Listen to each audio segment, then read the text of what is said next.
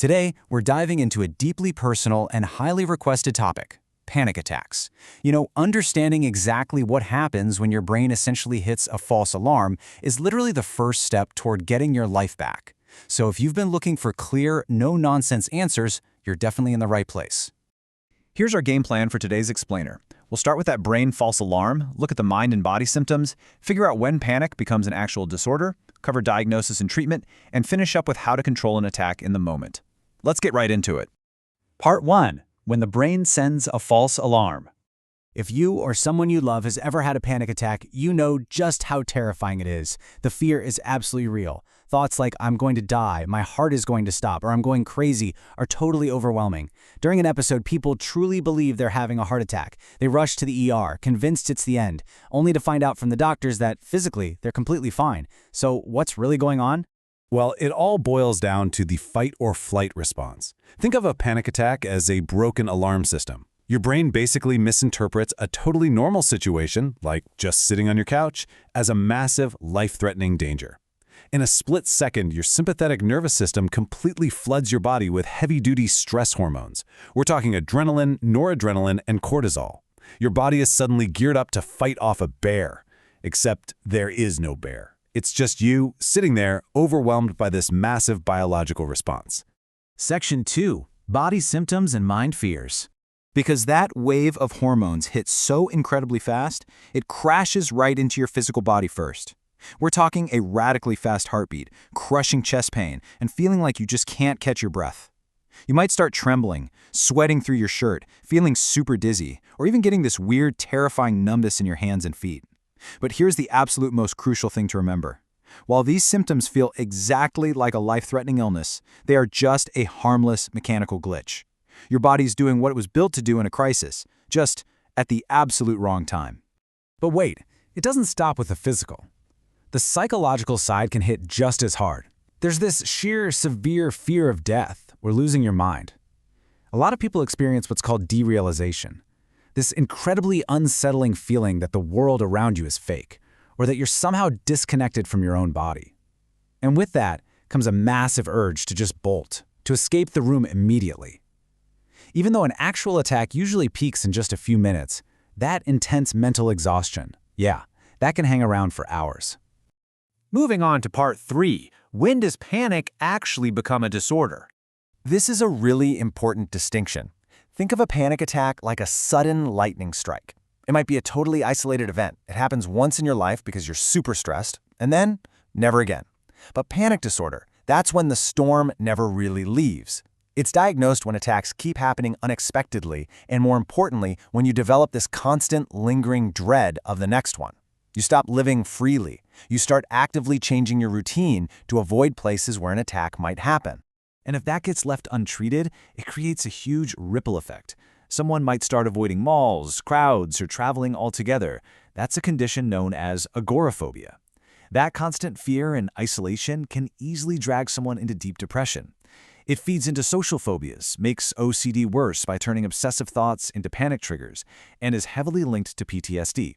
Basically, untreated panic quite literally shrinks your world. Section 4. The journey of diagnosis and effective treatment.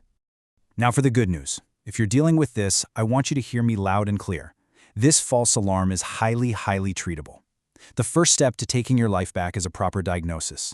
Doctors will start by ruling out the physical stuff.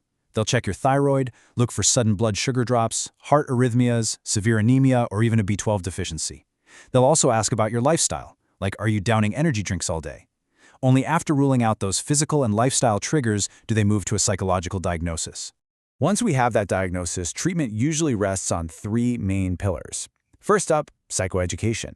Literally just understanding what we're talking about today. Knowing that it's a biological false alarm and it absolutely won't kill you massively takes away its power. Second is cognitive behavioral therapy, or CBT. This is a game changer for the long haul. It helps wire your brain to stop catastrophic thoughts. And third, medications.